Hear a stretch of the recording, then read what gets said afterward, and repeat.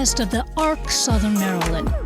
Earlier in January of this year, a group dedicated to the care of our intellectual and developmental disability communities and others who receive financial support to get services through the state's Medicaid system, which must adhere to federal sanctions, talked about the first iteration of Maryland Governor Moore's proposed budget for the state. The governor's team is proposing severe monetary cuts to what gets passed down to service providers, and it seems to the seasoned and veteran caregivers and advocates on this call that the first-term Moore administration did not consult with any of them to find out how the money is being put to work that they've already been budgeted. What follows are excerpts of the voices who were on a closed online call organized by the ARC Montgomery County, including Ande Kolp, the executive director of ARC Maryland, Laura Howell, the chief executive officer of the Maryland Association of Community Services, called MACS for short, as well as Daria Cervantes, the executive director of the ARC Montgomery County. First, Ande. There's a sense that the people that are working on these policies just do not possess the operating knowledge, like the real life knowledge of how this is going to play out. They're what they put on paper. And it's our job to let them know what that would look like and how devastating and inappropriate it would be. Sounding somewhat off mic and from the middle of a room full of clients and allies, Daria Cervantes, the executive director of the ARC Montgomery County. Basically, each house, based on the number of people who live in it, gets a set number of hours.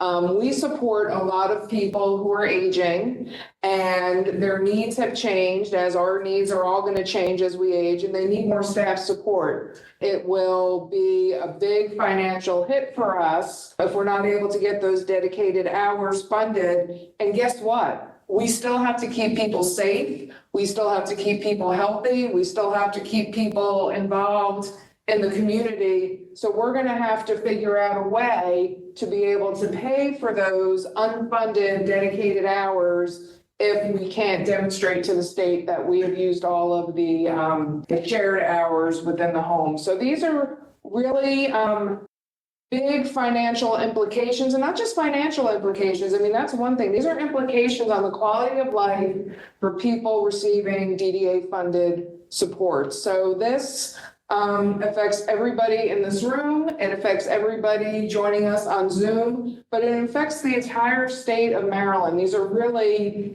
in the time I've been involved in this is unprecedented. And to have something start towards the end of the fiscal year when we've already set budgets, set salaries, set all kinds of plans that we have, it's really unheard of.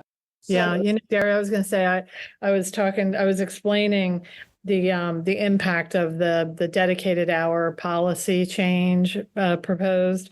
And I said, it, in addition to hurting people who need those dedicated hours, it affects the people that they live with, because it kind of forces people much more so into everybody has to be together who lives together all the time. And, my comment was, if my spouse and I had to be together all the time, 24/7, we'd be divorced. We like to do different things. We like to, do the different things and then come back together.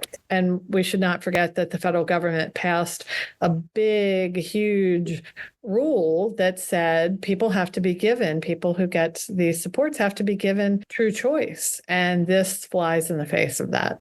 Not to mention, it could be human rights violation, that there's civil rights violations. If I want to go to church and I want to go to a certain church and I have to go to a different church, or, it's something like there's all kinds of stuff. We all have to go to somebody's gynecology appointment now together. And one ARC Montgomery County staff member talked to Ande about treatment being available outside of a hospital or institutional setting. So many of these things are really scary and affect so many levels of the care that we deliver. But one of the things that struck me is they're particularly scary is no way to address higher level of care. Oh, yeah. Yeah, there's nothing they used to have add-ons for different acuity, if somebody had a higher need. You could get professional add-ons for nursing years ago, or transportation, or whatever the person needed. It was kind of a laundry list of things that you could request, and it kept people stable and healthy.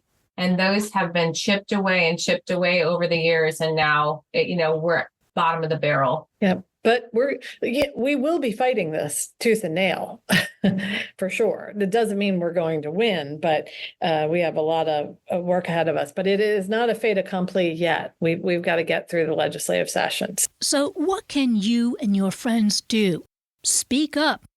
Public officials, those lawmakers in the House of Delegates and the Maryland State Senate, they need to hear your stories. Speak up to keep and maintain, if not increase, the number of staff in each group home. Speak up about how you feel that your time in society, working, playing, or volunteering within the community, is being devalued by the budget makers when they do not take into account that you need to be dropped off at a workplace or school instead of tagging along to somebody else's doctor's appointments or going to somebody else's different religious activities. See Me, See My Ability, the podcast of the ARC Southern Maryland. Thanks for listening to this special bonus episode. Please send us your comments to info@arcsomd.org. ARC is spelled ARC. Give us a review and some stars on the podcast app or the website that you're using to hear this. I'm Rita Rich.